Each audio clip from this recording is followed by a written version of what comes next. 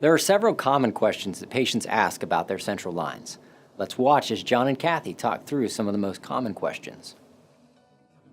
Are there any activities I should avoid while my central line is in? That's a great question. Basically, you want to avoid anything that can put stress on your line. That could be lifting an item that's over 10 pounds, swimming, contact sports. Now, you want to also avoid anything that can push or pull on your line, like firing a rifle or doing handstands or just wearing tight clothing.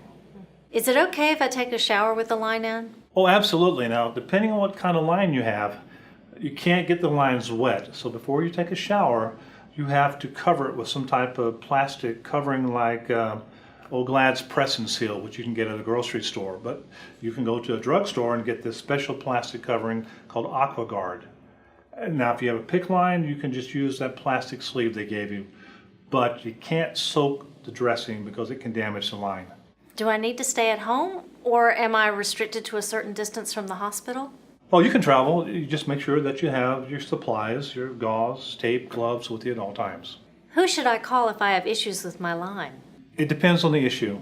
If you have a general question or concern, call your care team. But if you're having some type of emergency like you can't breathe, call 911. We are available at all times and you won't be bothering us if you call. When you get your central line, you will get a card that identifies what type it is. Make sure that you have this card on you at all times. When you are learning about the care of your central line, you may want to make sure that a family member is present so they can help with your care in the future. Our team at UNC Medical Center cares about your health, and we are always available to answer any questions that you may have.